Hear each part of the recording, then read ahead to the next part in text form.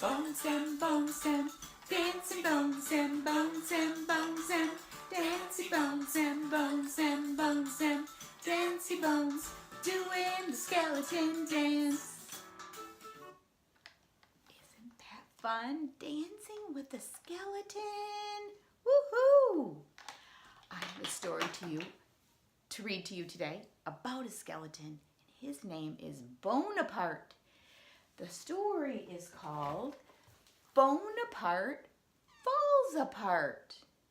Whoa, what a problem that would be if you were a skeleton and all your bones fell apart. Well, this story does have a problem and it gets solved. Let's find out what happens. Bonaparte was falling to pieces, and this really shook him up. Especially when he rode his bike, or played catch, or visited the doctor's office. Sometimes his bones rolled away and it took him forever to find them. What will happen when school starts? Bonaparte asked his friends as his hand clacked to the sidewalk. I'm falling apart. Everyone's going to make fun of me. I have an idea, said Frankenstein, clicking Bonaparte's hands back into place. Let's glue and screw your bones back together. So Frankenstein glued and screwed and screwed and glued. And when he was finished, is that going to work?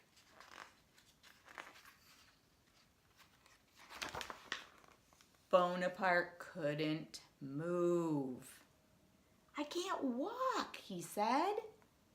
Frankenstein had to undo all his hard work. All right, we gotta try again. I've got an idea, said Blacky Widow. I'll spin and pin a web around you. So Blacky Widow spinned and pinned and pinned and spinned. But when she was finished, Bonaparte was all tangled up. I'm a mess. Blacky Widow had to undo all her hard work. I have the best idea of all, said Mamicula. I'll wrap and strap your bones in place. So Mamicula wrapped and strapped and strapped and wrapped, but when he was finished, what do you think? When he was finished, Bonaparte couldn't see. Where is everybody? He mumbled. Mamicula had to undo all his hard work. Time passed and Bonaparte was so worried about school that his head fell off. Frankenstein picked it up and set it back in place. Before school starts, we will bone up on other ideas, he said. We'll leave no bone unturned, said Blacky Widow. No bones about it, said Mamicula. But none of the ideas they came up with seemed just right. Until a dog ran by with a bone in his mouth. That bone lover would be perfect for Bonaparte, said Mamicula. So they ran after the dog. How is a dog going to help? And they brought him to Bonaparte. What a fetching dog, Bonaparte exclaimed. You can teach him to retrieve your bones, said Frankenstein. Bonanza, said Bonaparte. You are my bona fide friends. He named the dog Mandible, and he spent the next 2 weeks training him.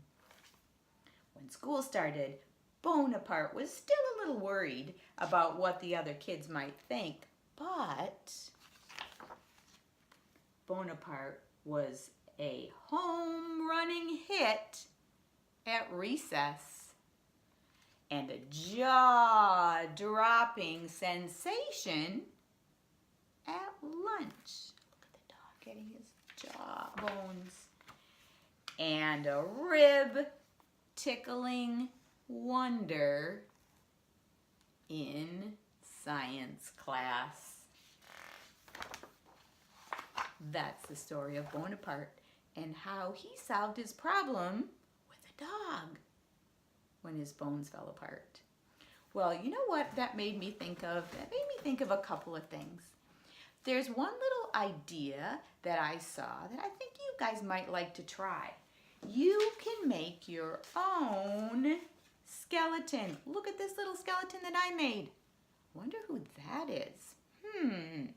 But what I did was I took some Q-tips and I glued them on this shape and I made some fingers. And you know what? You could even add more bones if you want. You could add rib bones. You could make your own skeleton, just like Bonaparte, sort of. And another idea I had was you could make yourself a mummy. Look at this. I found this cute little dog, wrapped him in toilet paper and made him into a mummy. And it reminded me of one time when I was a teacher. All the kids in my class wrapped toilet paper all around me and turned me into a mummy. And then they made it a race. The principal was next to me and I was in a chair and they said 1, 2, 3, go. And we were in teams and they tried to see which team could make a mummy the fastest. Anyway, that's my Halloween fun. I hope you have lots of Halloween fun. Bye.